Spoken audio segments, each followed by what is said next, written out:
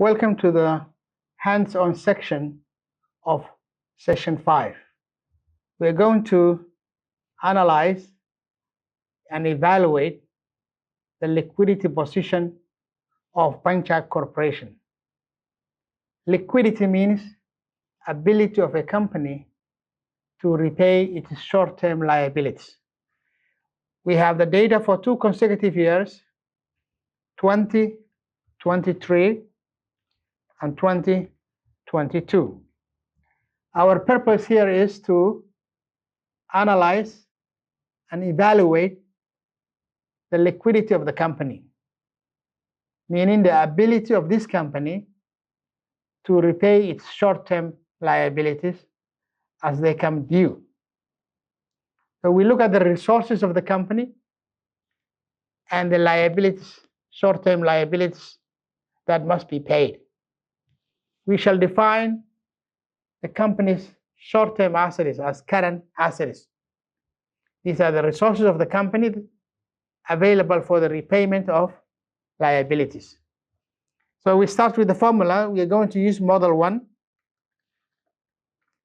The first model for analyzing the liquidity of the company is called current ratio.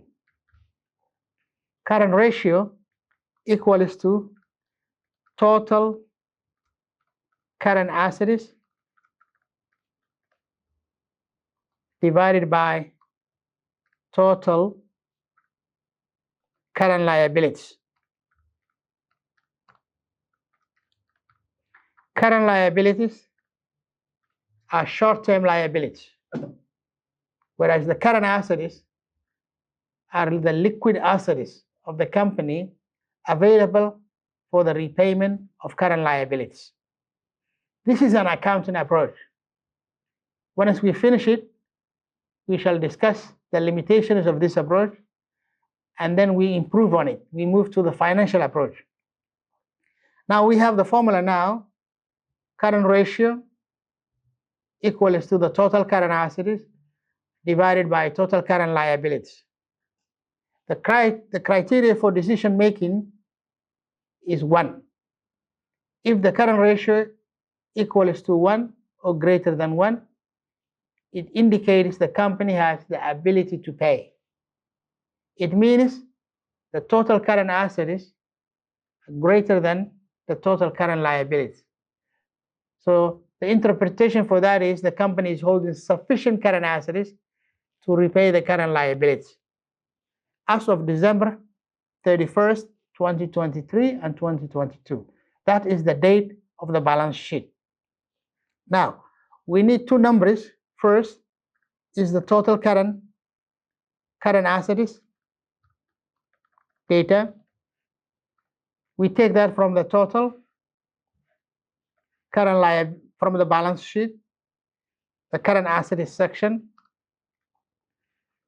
The second number we need is the total current liabilities.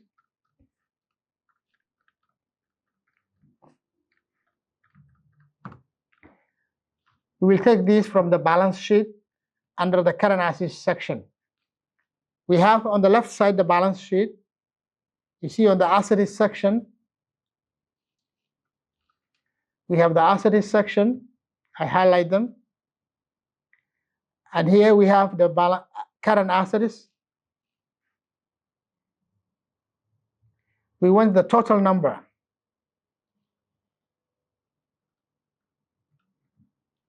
On row number 19, we have the total current assets amount.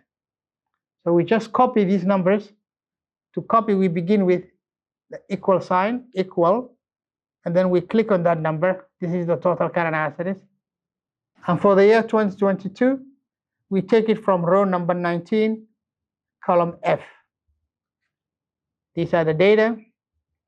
We have already the total current assets amount of the company for 2 consecutive periods. We must have the total current liabilities. To get the total current liabilities, we use the balance sheet again under the liability section. On row number 46,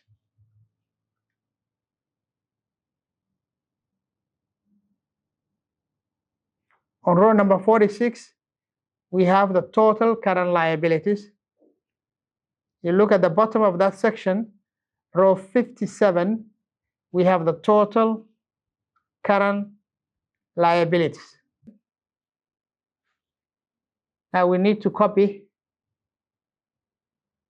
and take that number, put it here, equal.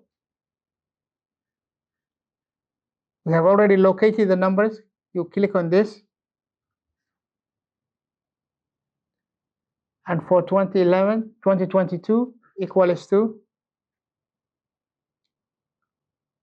row 57, column F, equal. Now we have both numbers required to compute the total current ratio.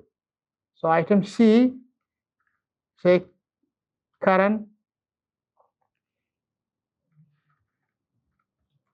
ratio equals to A divided by B.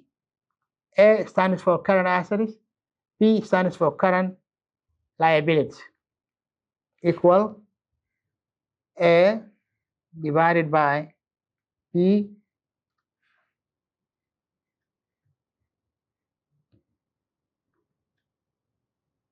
we increase the number of decimal places, 1.39 and 2.83.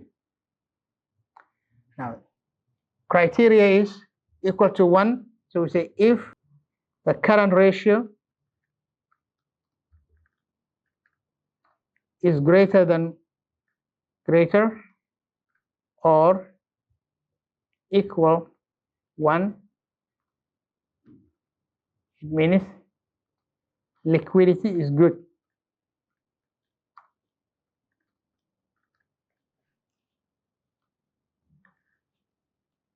If ratio, that is current ratio, is lower than 1, it means the company is illiquid. Company is illiquid. It has no ability to repay the debt. Now we look at our numbers. For year 2023, the ratio is 1.39, greater than 1. That means liquidity position of the company is good, meaning it has enough current assets to repay the current liabilities. For year 2022, the number was 2.83, greater than 1. It also indicates the company's liquidity position is good. The amount of current assets the company was holding by the end of the year 2023 was equal to more than 2 times of the current liabilities it was holding.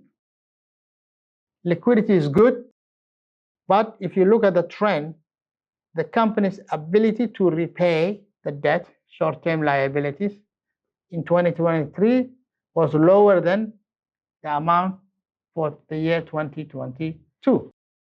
Now, this method focuses only on one section of the balance sheet, current assets and then current liabilities. There is an underlying assumption that the current assets of the company are liquid assets, means they will be converted into cash for a short period of time, and that cash will be used to pay for the liabilities. Ability to repay requires cash. But in the total current assets we do not have only cash, we have also inventory amounts and account receivables. So the assumption here is that the inventory or the goods in stock are liquid assets. They will be converted into cash, and the account receivable will be collected from the customers. Then the company will use that cash to repay the liabilities. Now, this is the limitation, that is an assumption. The second assumption is the current ratio model does not include all the other assets of the company. It doesn't also consider the sources of funding for the investments of the company. The company has two choices: to use short-term financing or long-term financing.